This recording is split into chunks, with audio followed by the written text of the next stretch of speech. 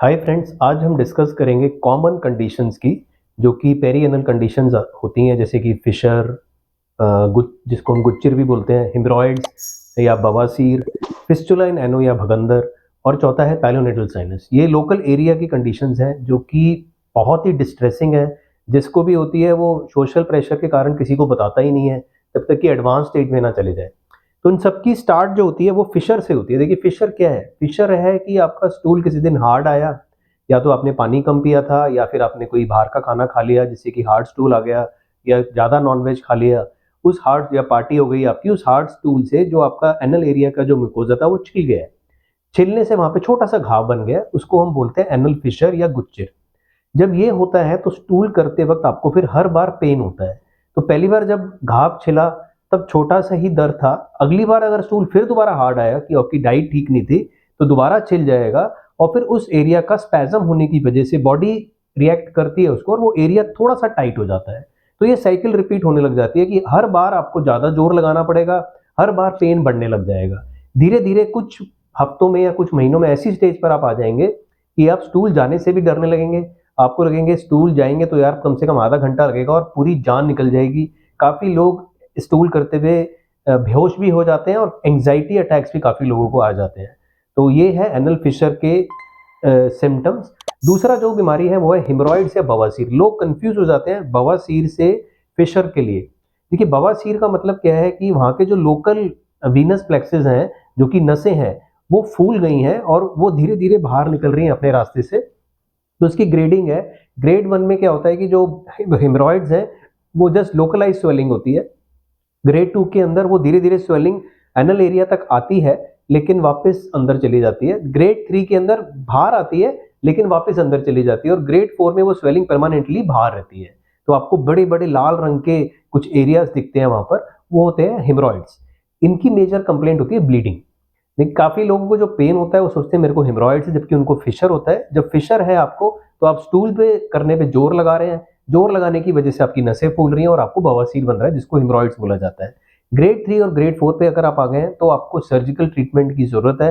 Grade one और grade two diet modification से आप ठीक कर सकते हैं। तीसरी जो बीमारी है वो है फिस्टुला इन एनो।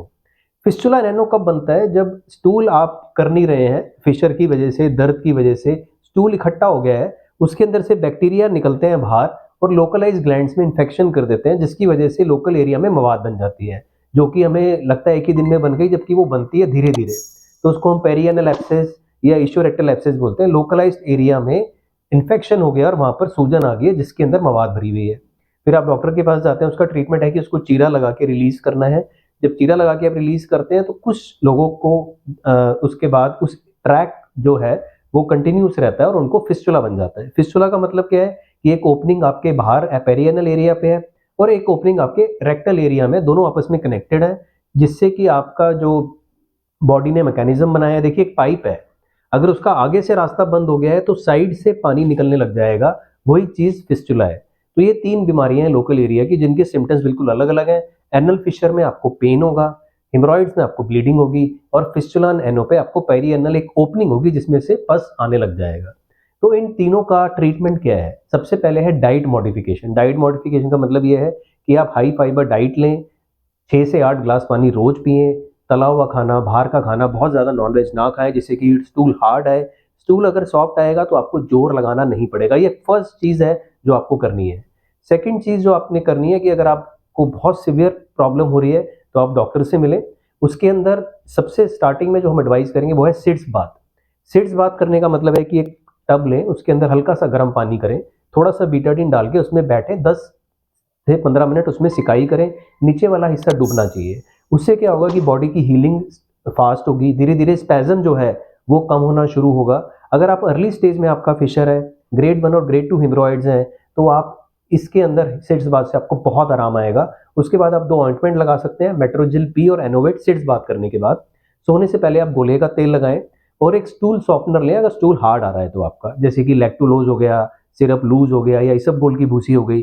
अगर आप ये 3 चीज़ें करते हैं कि आप खाना ढंग से खाते हैं, आप सिट्स बात करके ऑइंटमेंट लगाते हैं, और तीसरा स्टूल सॉफ्टनर लेते हैं, तो grade one grade two haemorrhoids और early stage of anal fissure आपके बिल्कुल ठीक हो जाएंगे। आपको कोई सर्जरी की जरूरत नहीं पड़ेगी। लेकिन अगर आपका फिशर 2 या 3 जगह से आपका एरिया छिल गया है, रास्ता बहुत टाइट हो गया है, ग्रेड 3 या ग्रेड 4 हेमरॉइड्स हैं आपके, और अगर फिस्टुला है आपको, तो उसका ट्रीटमेंट फिर सर्जरी है। पहले टाइम में क्या होता था कि सर्जरी, ओपन सर्जरी होती थी, चीरा लगाते थे, बड़े बड़े गड्ढे बनते थे, उसको भरने में महीनों या सालों लग जाते थे। उसके बाद स्टेपलर सर्जरी आई, जो हेमरॉइड्स के लिए ज़्यादा यूज होती है, कि जो हेमरॉइड्स की नसें जहाँ से स्टार्ट हो रही हैं, उसके बेस पे एक सर्कुलर स्टेपलर लग जाता है, जिससे वो हेमरॉइड्स ऊपर खिंच जाते हैं और उनकी वेस्कुलर सप्लाई खत्म हो जाती है, तो ब्लीडिंग नहीं होती है। अब जो लेटेस्ट टेक्नोलॉजी आई है, जो कि तीनों चीज़ों को ठीक कर सकती है, वो है लेज़र। लेज़र का सबसे बड़ा एडवांटेज क्या है कि उसमें कोई चीरा नहीं है, कोई कट नहीं है, बहुत मिनिमल पेन होता है, कोई स्टेपल्स या पिन्स आपकी बॉडी के अंदर नहीं रहते। तो फिशर के अंदर जो लोकलाइज्ड एरिया है, उस पे हम लेज़र कर देते हैं। साथ में जो आपकी मसल है, जिसकी वजह से आपका एरिया टाइट हो गया, उसमें भी लेज़र हो जाता है, तो उसको लेज़र स्फिंक्ट्रोटमी बोलते हैं। उससे एकदम से आपका लोकल एरिया रिलैक्स हो जाता है। उसके बाद जो बवासीर है आपके, लेज़र क्या करता है कि लेज़र साइड से जाके उसकी जो बेस है, जहाँ से कि वो नसें फूल रही हैं, वहाँ पर लेज़र कर देते हैं, तो वो धीरे-धीरे सिकुड़ जाता है और उसकी ब्लीडिंग खत्म हो जाती है। तीसरा है फिस्टुला। फिस्टुला के अंदर लोकल एक छोटा-सा कट लगाते हैं, जिसके अंदर जो ट्रैक है, जिसको हम लिफ्ट प्रोसीजर बोलते हैं, ट्रैक को हम आइडेंटिफाई करके दोनों साइड से बांध देते हैं, और जो डिस्टल ट्रैक बचता है उसमें लेज़र हो जाता है, जिससे वो ट्रैक ऑब्लिटरेट हो जाता है। तो laser is solution for all 3। अगर आपको तीनों बीमारियाँ हैं, तो लेज़र का एडवांटेज है कि तीनों बीमारियों को वो एक साथ ठीक कर सकता है। और सबसे बड़ी एडवांटेज लेज़र के साथ क्या है कि इसके अंदर कोई कट नहीं है, सिर्फ फिस्टुला में छोटा-सा कट लगता है, और उसके अलावा कोई भी पिन्स नहीं है। रिकवरी बहुत फास्ट है, 2 या 3 दिन में आपको लगेगा कि यार मैं तो बिल्कुल ठीक हो गया। और इतने सीवियर केसेस हमने करे हैं कि लोगों को लगता है कि यार हमें तो लग ही नहीं रहा कि हमें कोई पहले बीमारी भी थी। जो ग्रेड 4 हेमरॉइड्स हैं, कभी-कभी उसमें लेज़र 2 बार करना पड़ता है, क्योंकि एक बार करने से वो 40 टू 50% श्रिंक होता है, और सेकंड लेज़र से वो बिल्कुल नॉर्मल तरीके से आ जाता है। तो अगर आपको दोबारा लेज़र कराना पड़े और आपकी एडवांस आपकी बीमारी हो गई है, तो आपको घबराना नहीं है, क्योंकि दूसरी बार भी कोई कट वगैरह नहीं लगेगा और लेज़र आराम से कर सकते हैं। देखिए, हमने चीरा लगाया या स्टेपलर लगाई, तो दोबारा चीरा लगाना या स्टेपलर लगाना पॉसिबल नहीं है, बहुत दिक्कत होती है उसमें। लेकिन लेज़र का एडवांटेज क्या है कि सालों बाद अगर आपने दोबारा से, आपकी डाइट चेंज हो गई, आपने गलत खाना खा लिया, आपको फिर से स्टूल हार्ड आ गया और आपको उस बीमारी को दोबारा से ठीक करना है, तो लेज़र दोबारा से यूज़ हो सकता है। जब लेज़र सर्जरी होती है, तो पोस्ट ऑफ डे 1 पे और डे 2 पे हम लिक्विड डाइट देते हैं, जिससे कि स्टूल ना आए। उसके बाद धीरे-धीरे एक सॉफ्ट डाइट हम स्टार्ट करते हैं, जो हमने पहले बताया कि हाई फाइबर सॉफ्ट डाइट आपने लेनी है, जिससे कि स्टूल आए और सॉफ्ट आए।